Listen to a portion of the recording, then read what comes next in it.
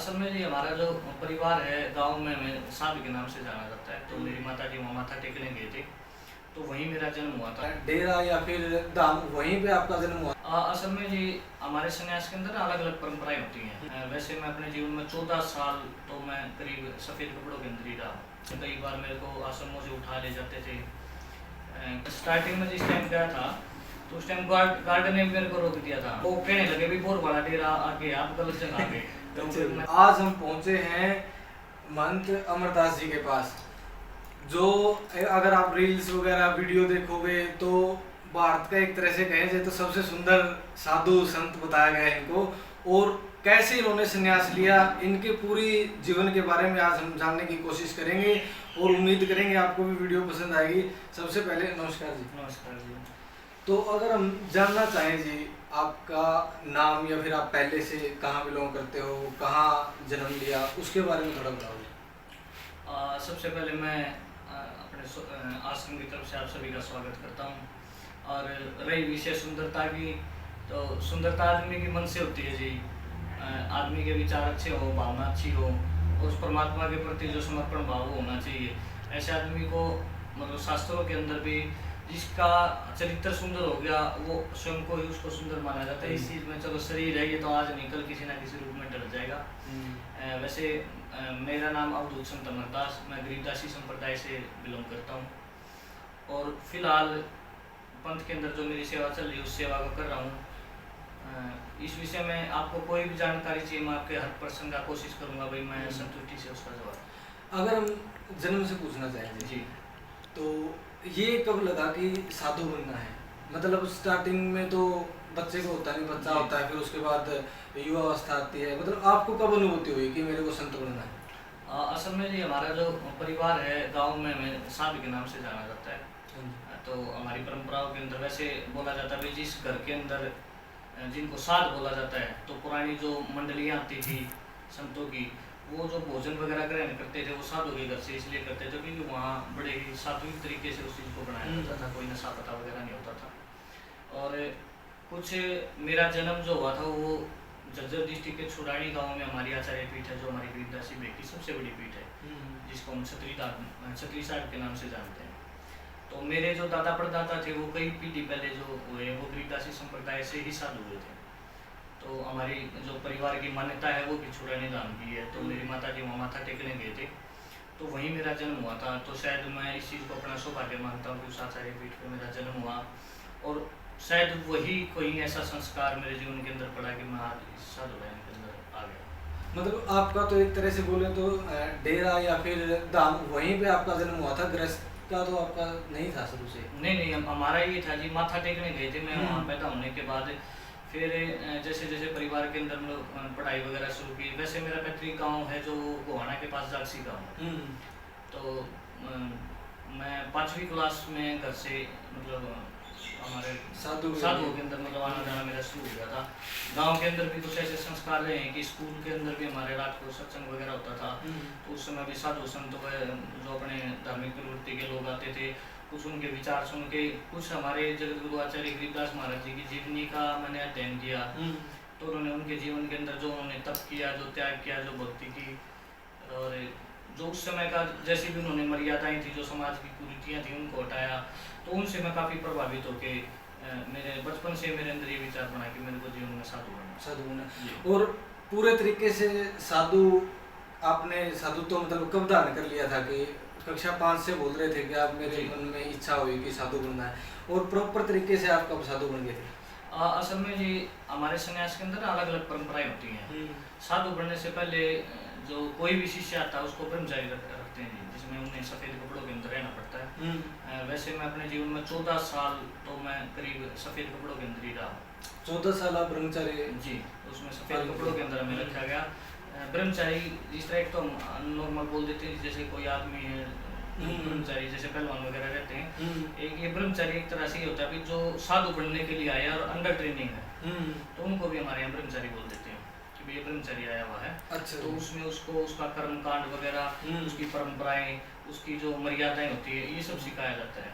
तो पिताजी पुलिस के अंदर मतलब मुलाजिम हैं, तो इस वजह से मैं कहीं भी जाता था तो वो मेरे को उठा ले जाते थे परिवार वाले। जिस तरह आम समाज के अंदर हमारे कहा जाता है कि भाई नहीं डरा धमका के तो क्या मतलब ये रहता था भाई जिसके आगे पीछे कुछ नहीं होता वो साधु बनता है।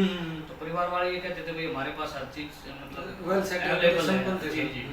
तो आप इस चीज को छोड़ के अपनी पढ़ाई की तरफ ध्यान दोगे तो बेटर है। साधु संत बनना तो खाली आदमी का काम होता है। तो कई बार मेरे को आश्रमों से उठा ले जाते थे। कुछ संतों के साथ भी मतलब दुर्व्यवहार एक दो बार हुआ। तो उस समय मैं घर से भागता था, फिर उठा ले जाते थे, फिर मतलब ये 20-25 बार ऐसा हुआ। अच्छा जी। वो पढ़ाई वगैरह तो फिर जिस तरह से आप भी तो एक तरह से वही बच्चे माँ बाप के लिए तो बाहर ही थे, मतलब उन्होंने पढ़ाई करवाई होगी, उसके बाद फिर कॉलेज वगैरह में भी गए, कहाँ तक पढ़ाई की आपने? असल में मैंने मास्टर्स की डिग्री की है मैक्सिस यूनिवर्सिटी से। तो जब मैं घर से चला जाता था तो परिवार वालों ने कहा भाई अगर आप भाई हमारे साथ नहीं रहना चाहते तो आप हॉस्टल में भी रह सकते हो, लेकिन अगर आप मतलब लास्ट में जब मैं 10th-12th तक आ गया था, जब तक एक ही चाहतानी हमारी रही है, मैं भाग जाता था, वो ले जाते थे। तो आखिर में उन्होंने मेरे को ये कहा भाई हम ये चाहते हैं कि तू पढ़ लिख ले, चाहे अपने आश्रम में रह के पढ़ ले चाहे कहीं पढ़ ले। तो उन्होंने एक कंडीशन रखी थी भाई अपनी पढ़ाई नहीं छोड़नी है। और कुछ गुरु महाराज ने मेरे को कहते अभी आज का जो समाज है इसमें व्यवस्थाएं देखना, और जो एजुकेटेड आदमी हर तरह की चीज़ समझ सकता है, समाज में बोलना उठना बैठना और तरह की जो सामाजिक जरूरत होती है उन चीज़ों को समझने के लिए आजकल एजुकेशन जरूरी है। तो गुरु महाराज ने और परिवार ने यही शर्त रखी थी कि पढ़ाई नहीं छोड़नी। तो मैंने MA तक की पढ़ाई मैक्सिस यूनिवर्सिटी से।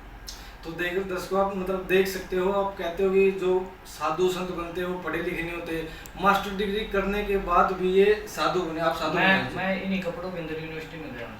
अच्छा जी। फिर तो कुछ मतलब एंट्री भी बैन हो गई उसके बाद? एंट्री क्या, मैं वही बता रहा था। मैं स्टार्टिंग में जिस टाइम गया था तो उस टाइम गार्ड ने मेरे को रोक दिया था। वो बोले जी क्योंकि MDU के साथ में बाबा मस्तनाथ यूनिवर्सिटी और डेरा है जी का, तो कहने लगे भी बहुत बड़ा डेरा आगे आप गलत जगह आ गए। तो फिर मैंने कहा मैं जी मैं यहाँ स्टूडेंट हूँ। तो उस समय हमारे डायरेक्टर होते थे आशीष दैया जी, तो उनसे पहले कुछ बात हो चुकी थी जैसे ऐसे एडमिशन लेना, और मैं रेगुलर यूनिवर्सिटी में नहीं आ सकता, मैं पेपर वगैरह देने नहीं जाता था। रेगुलर मैंने क्लास बहुत कम अटेंड की, स्कूल में मैंने रेगुलर बहुत कम किया है। अच्छा जी। मेरे अभी मैं बीच में 1-2 बार चला जाता था और पेपर के टाइम पे पेपर दे के था वापस। इस तरह से मैंने। तो फिर ये कैसे मतलब सेटिंग जो है, फिर उसके बाद तो आपको रोक दिया गेट पे, ये इन्हीं कपड़ों में गए या फिर ड्रेस चेंज करने? नहीं मैं इन्हीं कपड़ों में गया था जी। और डायरेक्टर साहब से मेरी इस बारे में बात हो चुकी थी जी। मैं कहना तो मैंने कोई नौकरी करनी है और ना कोई ये भी मेरे गुरु ने मेरे को यह क्या दी है कि आपने एजुकेशन कंप्लीट करनी है, तो उसको पूरा करने के लिए मैं सिर्फ एजुकेशन इसमें एडमिशन ले रहा हूँ। तो उन्होंने इस चीज़ को बोल दिया था कि भैया कोई इशू नहीं, आप नहीं आ सकते। अब एक तो जो साधु आप बने, मतलब एक पहले होते थे साधु कहते थे कि साधु का काम होता है सिर्फ जब तक करना और ग्रस्त जीवन से या फिर संसारिक मोह माया से दूर हो जाता है। तो इस क्वेश्चन को या फिर ये जो लोगों के दिमाग में है चीज़, इसको आप किस तरह से देखते हो? असल में जी हर परंपराओं के अलग अलग रीति रिवाज हैं। हमारी परंपरा के अंदर ये कहा जाता है कि भाई आदमी को घर का त्याग पीछे अपने इच्छाओं का, अपने विषय विकारों का त्याग करना ही असल में संन्यास कहा जाता है। तो उन्होंने मतलब मेन चीज ये है कि साधु का काम होता है एक अच्छे समाज का निर्माण करना। तो उसके लिए हमें हर तरह की व्यवस्था देखनी पड़ती है। आध्यात्म के साथ में हमें सामाजिक जीवन भी जीना पड़ता है। और रही बात घर का त्याग करने की, एक घर त्याग करने के बाद हमारे पास इतनी जिम्मेवारी आ जाती है, संगत जितनी भी आती है सभी हमारी माता बहनें भाई सभी हमारे समाज से हैं। तो एक परिवार के साथ साथ एक समाज की ही जिम्मेवारी हमारे ऊपर आ जाती है। तो एक परिवार छोड़ने से हम ये थोड़ी कि हम सारी संसार को छोड़ सकते हैं, रहना तो हमें इसी समाज में है। तो समाज के साथ मिलजुल कर उस परमात्मा की ओर जाना, ये हमारे संप्रदाय की जो विचारधारा रही है। अब जिस तरह से आपने ये बात बताई कि ठीक कह रहे हो कि संन्यास लेने के बाद, साधु बनने के बाद एक परिवार नहीं अनेकों परिवार जुड़ जाते हैं संगत के रूप में, लेकिन जो अपना जहाँ जन्म होता है उसी को एक बार आदमी सोचता है यही उसका पहले परिवार था, उससे आपका लगाव रहता है या फिर हट जाता है? असल में जी बचपन से ही मैं कभी मतलब घर पे ज़्यादा रहना हुआ नहीं, तो ना रहने के कारण मेरा कोई इतना उनके साथ कोई लगाव रहा नहीं विशेष तौर से। अब कोई ऐसा बनता ही नहीं, मैं मतलब उनसे ना तो मिलना जुलना होता है इस चीज़ का। क्योंकि मेरे पिताजी ने जब मैं साधु बनने जा रहा था तो मेरे को एक बात कही थी भाई जब तेरा पापा पढ़ेगा भूत उतर जा उस दिन आएगी। तो उससे ना तो वो मेरे पास आते हैं ना मेरे पास मेरा उनके पास आना था, कोई बातचीत नहीं होती किसी तरह की। और अगर ये पूछा जाए कि जी संप्रदाय नाथ होते हैं, गिरी होते हैं, पूरी होते हैं, मतलब ये साधु जो अपनी विचारधारा है या फिर ये पंथ है, इनमें कितने होते जी? अब तो परंपराएं बहुत ज्यादा हो चुकी हैं। हम्म। इसमें कुछ तो सन्यासियों के अखाड़े होते हैं, कुछ बैरागियों के होते हैं, दो अखाड़े उदासीन है, एक निर्मल अखाड़ा है। अच्छा जी। तो ये परंपरागत तरीके से उनको बांटा गया था आदिगुरु शंकराचार्य जी द्वारा। तो जो धर्म की रक्षा का कार्य वो सन्यासियों का होता था, और जो धर्म प्रचार का कार्य होता था वो वैष्णव का। उसके बाद में दो अखाड़े उदासीनों के बन गए, और निर्मल अखाड़ा जो है वो जो साधु ग्रंथ की पूजा करते हैं, जिस तरह एक परंपरागत तरीके से जिनका ज्यादा मिलता जुलता उस हिसाब से अखाड़ों को बनाया गया है। तो जिस तरह नाथ संप्रदाय है उसको अखाड़ों में नहीं गिना जाता। अच्छा जी। लेकिन परंपरा है, तो ऐसे अनेकों परंपराएं, अनेकों मत मतांतर हैं। तो मैं सबका सम्मान करते हुए समाज में यही कोशिश करता हूँ कि साधु समाज और अपना जो समाज है ये सारे मिलजुल कर चले और एक अच्छे समाज का निर्माण करें। अब आप मतलब साधु का प्रचार करना या फिर जिम्मेवारी तो ये होती है समाज में एकता बनी रहे, भाईचारा बना रहे। और जिस तरह से हम आसपास का माहौल देख रहे हैं जी, आपने भी देखा होगा पीछे जो मेवात का भी चल रहा था, उसमें भी एक तरह से एक समुदाय कह रहा था, हिंदू समुदाय की हमारे ऊपर गलत हुआ है, मुसलमान कह रहे थे हमारे, मतलब ये विचारधारा कब खत्म हो सकती है? असल में ये जो हमारी सनातन परंपरा है उसने हमेशा ही नारा दिया, सर्वे भवन्तु सुखिनः सर्वे सन्तु निरामया, कि संसार के अंदर कोई भी जीव पैदा हुआ है, चाहे वो कोई भी हो, हम हर जीव की सुख की कामना करते परमात्मा से। लेकिन कुछ शरारती तत्व लगा लो या कुछ राजनीति के आड़ में जो ये कार्य हो रहा है, ये समाज को तोड़ने का है। हर समाज के अंदर सारे आदमी बुरे नहीं होते, हर समाज के अंदर सारे आदमी अच्छे नहीं होते। हम मतलब नॉर्मली भी अगर कोई एग्जांपल ले तो हमारे अंगूठे की जो दोनों ये लाइनें हैं ये भी एक दूसरे से नहीं मिलती। तो समाज में लोगों को जोड़ना बहुत कठिन कार्य है, और कुछ शरारती तत्व अगर इसको तोड़ते तो हमारे अखंड भारत की जो ये शांति का जो प्रतीक है हमारा भारत, उसका जो ये माहौल खराब हो रहा है। मैं इससे सभी से सिर्फ निवेदन कर सकता हूँ कि ऐसे लोगों के बहकावे में ना आके सबको मिलजुल कर एक अच्छे भारत का निर्माण करना चाहिए।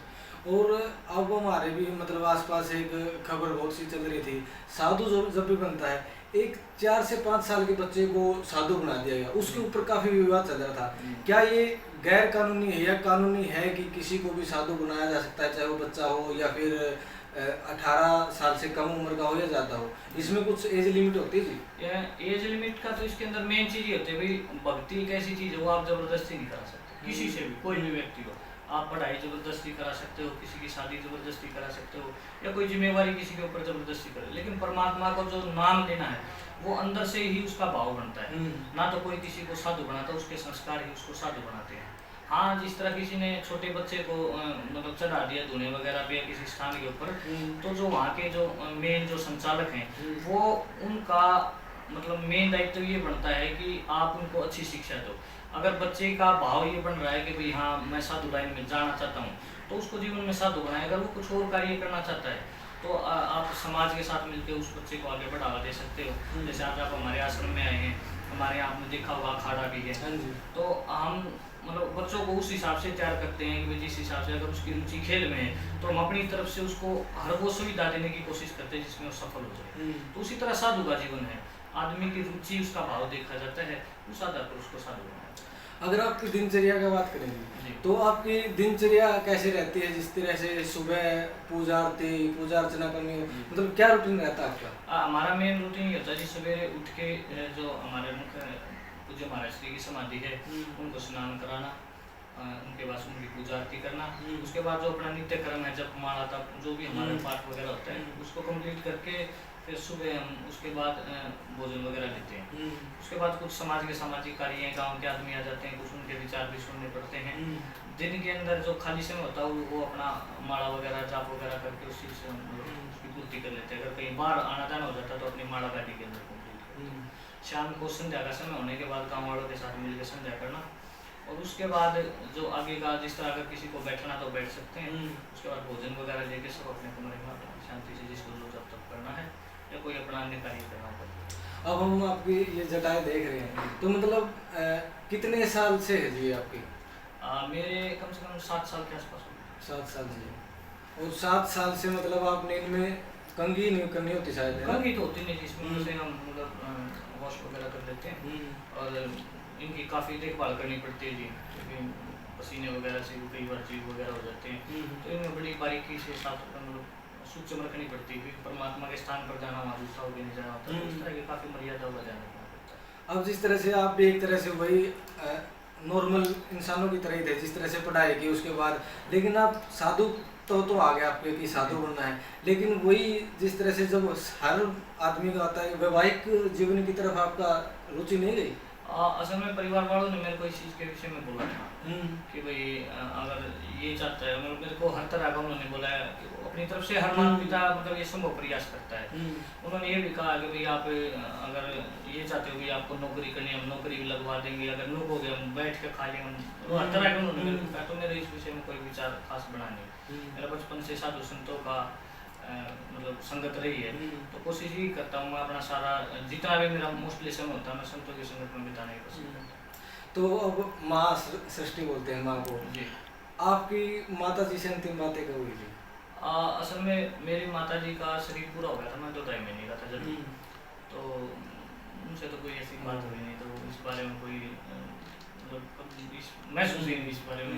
लेकिन हाँ, इतनी माताएं हैं मेरे पास, आप आश्रम में जाओगे कल एतवार है तो लगभग संगत यहाँ आ जाएगी, तो जितनी माताएं बहनें आती हैं वही मेरा परिवार है, ये सारा संसार। तो एक माँ ना होने के कारण आज सारा संसार में मेरी इतनी माएँ हैं, तो मुझे इस चीज़ का कभी वो अभाव पैदा नहीं होता। अब क्या संकल्प ले रखा कि पूरे हरियाणा या भारतवर्ष में ये चीज़ें हमने करनी है, या फिर इस तरह के हम आगे समाज हित के कार्य कर सकें? मेरा मेन मुख्य ये है जी कि अध्यात्म को आगे लेके, अपनी सनातन परंपरा को आगे लेके समाज को जोड़ के एक अच्छे समाज का निर्माण करना। चाहे मैं उसमें अपना जीवन के अंदर जितना समय दे पाऊँ उतना मेरे लिए कम है, और मैं हर वो संभव प्रयास करता हूँ जिससे समाज को अच्छे से जोड़ा जा सके। हमारा प्रोग्राम होता है यहाँ सोटी धाम के अंदर 25 मार्च का, तो आपको कभी समय लगे तो हमारे जो प्रोग्राम के अंदर मुख्य तौर पे हमारे हर परंपरा के साथ हमारे पास आते हैं, चाहे बुद्धिस्ट हो, चाहे जैनी हो, चाहे मुस्लिम हो, तो हम उस समय भी समाज के अंदर ही मतलब कोशिश करते हैं कि जाति तोड़ो, धर्म तोड़ो, समाज जोड़ो। तो जो ये कुछ ऐसी कट्टरवादी जो विचारधाराएं हैं उनका त्याग करके इसका एक अच्छे समाज का निर्माण करें। अब जिस तरह से कुरीतियाँ भी हर जगह हो जाती है, जिस तरह से जो ये जोड़ा छाप बोल देते हैं जिनको, या फिर गाँव में घूमते हैं, चोरी डकैती भी कर लेते हैं, उनसे बचाओ या फिर उनकी पहचान किस तरह से की जाए? इसके ऊपर जी जो मुख्य निर्णय लेना होता है वो हमारे अखाड़ा परिषद का कार्य है, क्योंकि हमारे पास अगर हम जहाँ भी रहते हैं हमारा सामाजिक स्थान है, जिसमें कोई ये नहीं है कि भाई आप जैसे जब आप आश्रम के अंदर आए तो आपने मतलब कोई ऐसी चीज़ आपको महसूस नहीं होगी कि भाई मैं कोई प्राइवेसी या कोई अलग बैठा हूँ। हमारा जीवन बहुत सामाजिक होता है। हमारे ना तो कोई ये भी आपको ये कमरा मिलेगा भी ये हमारा दिया कमरा है, यहाँ आपको एंटर नहीं करना, इस तरह का हमारा कोई सिद्धांत नहीं होता है।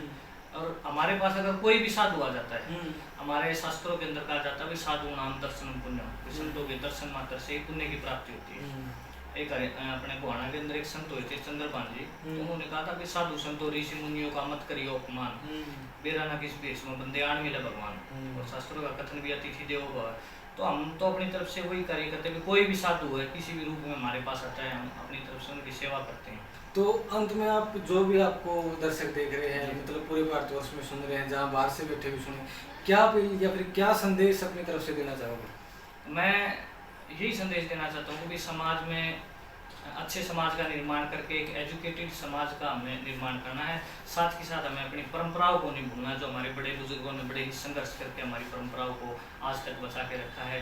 वो भाईचारा, वो इज्जत, वो प्रेम, वो शर्म जो हमारे बड़ों के प्रति होनी चाहिए, हमें इन चीज़ों का उल्लंघन ना करते हुए अच्छे समाज के निर्माण करें। इसमें मेरा जहाँ भी सहयोग पड़े, जहाँ भी मेरी ज़रूरत हो, मैं पूरे समाज के साथ हूँ और साथ में खड़ा हूँ। मेरे लायक कोई भी सेवा हो तो कोई भी व्यक्ति आगे आश्रम पे आके कह सकता है, तो जितना मेरे से संभव प्रयास होगा मैं एक अच्छे समाज को बनाने के लिए मैं हर कोशिश करूँ। बस मैं यही प्रार्थना करना चाहूँगा कि सब मिलजुल कर रहें, उस परमात्मा का ध्यान करें और सभी का प्रेम करें, सभी की सत्कार करें। तो ये थे हमारे साथ संत अमरदास जी, जिन्होंने अपने व्यक्तिगत निजी जीवन के बारे में, फिर संप्रदाय के बारे में और समाज में और भी साधुओं से जुड़ी हुई जो भी अफवाहें कहते हैं या फिर जो भी बातें चल रही हैं उन सब से अवगत करवाया।